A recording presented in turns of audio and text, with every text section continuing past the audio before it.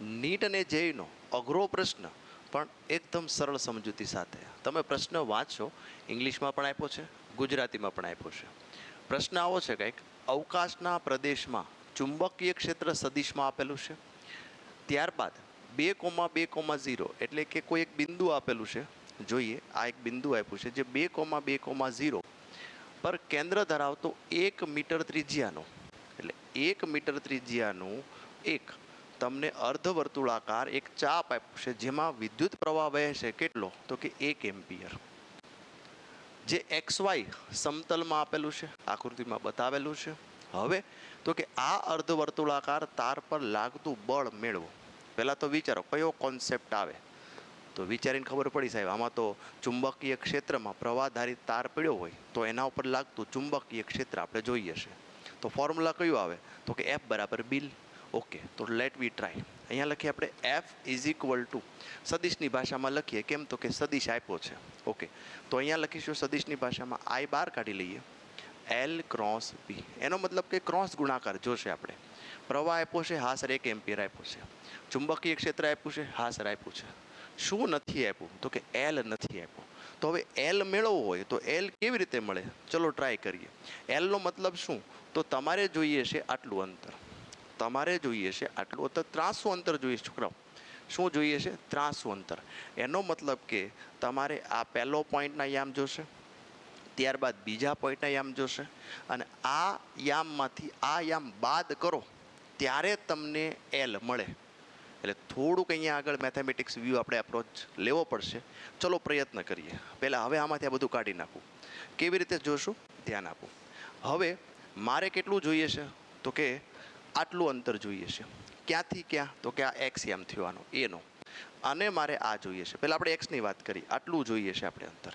મારી પાસે કયું અંતર છે, તો કે અહીંથી આ અંતર 2 આપેલું છે, અહીંથી આ અંતર 2 આપ્યું છે. વર્ટિકલ પણ 2 જ છે, પણ હોરિઝોન્ટલ એક્સ 2 આપ્યું છે. આપણે જોઈએ છે આ બિંદુથી આ બિંદુ વચ્ચેનું અંતર. ઓકે, તો એક કામ કરીએ, અહીંયા જોવું જોઈએ, નાનો એવો ટ્રાયેંગલ બનાવીએ આપણે. આ નાનો એવો ટ્રાયેંગલ બને છે, જેને આપણે મોટો ટ્રાયેંગલ અહીંથી આ રીતે બનાવવાનો પ્રયત્ન કરીએ. 45 હોય તો આ 45નો ખૂણો હશે, હા સર 45 એંગલ. ઉપર તો કે આ જે છે ને, અહીંયા જોશો રેડિયસ કેટલું છે, તો કે આ મને ખબર છે સર 1 મીટર છે. આ મને ખબર 1 મીટર. હવે વિચાર કરવો જોઈએ કે 45નો ખૂણો હોય અને આ 1 હોય તો બંને બાજુ કેટલાની હોય, તો કે 1/√2, 1/√2. પાયથાગોરસના નિયમ પ્રમાણે, અથવા તો સાઇન કોસથી તમે ગણી શકો, બરાબર. 1/√2, 1/√2. એનો મતલબ અહીંથી આ અંતર જે છે એ 1/√2 છે. ઓકે, તો ટોટલ કેટલું હતું, તો કે 2. એમાંથી 1/√2 હું બાદ કરી દઉં તો એના યામ શું મળી જાય મને, તો એના યામ મળી જાય મને આટલું અંતર મને મળશે આટલું. 2 માંથી બાદ કરો સર કેટલું, તો કે એટલું 1/√2. એ જ રીતે વર્ટિકલમાં સેમ આવશે, તો કોમા કરીને 2 - 1/√2. તો હવે તમને મળી ગયું અહીંથી આ અંતર 2 - 1/√2, અહીંથી આ અંતર 2 - 1/√2. આ જ રીતે આખી પ્રોસિજર આપણે બી માટે કરીએ. તો બી માટે મારે અંતર જોઈશે, અહીંયા આ અંતર મને ખબર છે 2, તો ઉપર મને ખબર છે આ અંતર કેટલું થશે, સેમ સર 1/√2. તો 2 + 1/√2, તો બીના યામ શું થાય, 2 + 1/√2, 2 + 1/√2. હવે એ અને બી વચ્ચેનું અંતર જોઈએ છે, તો બી સદિશમાંથી એ સદિશ બાદ કરો.